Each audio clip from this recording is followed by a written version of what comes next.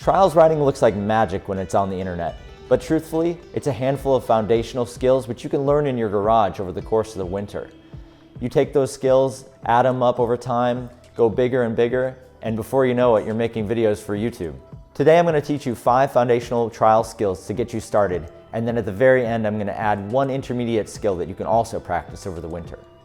So let's hop to it. The first thing we're going to work on is hopping in place. Hopping in place is great for readjusting your bike and your body to keep the bike underneath your center of gravity. What you'll do is find a wall, or in my case a refrigerator, and lean against with your handlebar. To start, we'll hop 1 hop away from the wall, and then we'll hop back. When we do the hop, both brakes are locked and our feet are level. We're just going to hop a 1/4 inch off the ground, nothing too big. If you hop too big, you're actually going to lose balance. So you're going to keep your wheels underneath you and just hop once to the side and then once back. Then hop twice to the side and twice back. Do this until you feel confident and you can go all the way across the room. The next thing we're going to talk about is wheel placement. Whether it's trials or any kind of mountain biking at all, wheel placement is super crucial, and knowing where your wheels are at all times is one of the most foundational things you can have for bike riding. This next drill will take it to the next level. We're going to take some duct tape and put it on the ground in the shape of an X. This will give us 4 quadrants to put our wheels in. We're going to start with our back wheel in 1 square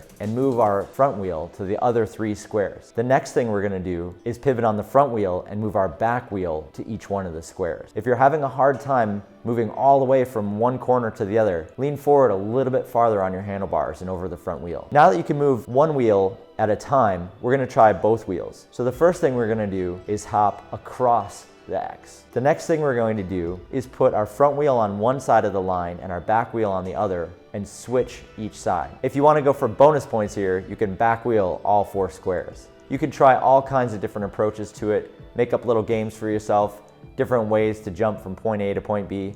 It's basically garage twister. One of the most crucial things when it comes to riding is our pedal timing. When we're trying to ride up and over something, ride up onto something, really anything where we're going at a large obstacle, knowing when to push your pedals and how much space you're going to need to create that momentum is the most important element. For this exercise, there are 2 approaches that you can do. The first is to start with your strong foot forward and just ratchet a little bit back, roll slowly toward the obstacle, and push on the pedals until your wheel goes up and over the obstacle. The second option is to start with your weak foot at the top of the pedal stroke at about 12 o'clock. You start a little bit farther back and you do 3/4 of a pedal rotation to lift your front wheel off the ground to put it up and over the obstacle. Each one of these requires a bit of practice to figure out exactly how much space you're going to need, but you should be able to do this in your garage at a slow speed. Once the weather clears up, you can take this to a curb, a small loading dock. You just find bigger and bigger things to practice this on, and you'll get a better understanding of how pedal timing works. Next, let's talk about riding fakie. Fakie is when you roll backwards on your bike. The key element of riding fakie, other than maintaining your balance, is to make sure that your back wheel doesn't engage. And to do that, you pedal backwards. A lot of people see someone riding fakie and think that they're actually pedaling their bike backwards, when really what you're doing is making sure the back wheel doesn't catch. This is the same thing if you push in a clutch on a car and roll backwards down a hill. The easiest way to start learning fakie in your garage is to rock up onto your front wheel, and as your back wheel lands, let go of the front brake and start backpedaling. As a trials rider, a lot of times you'll need to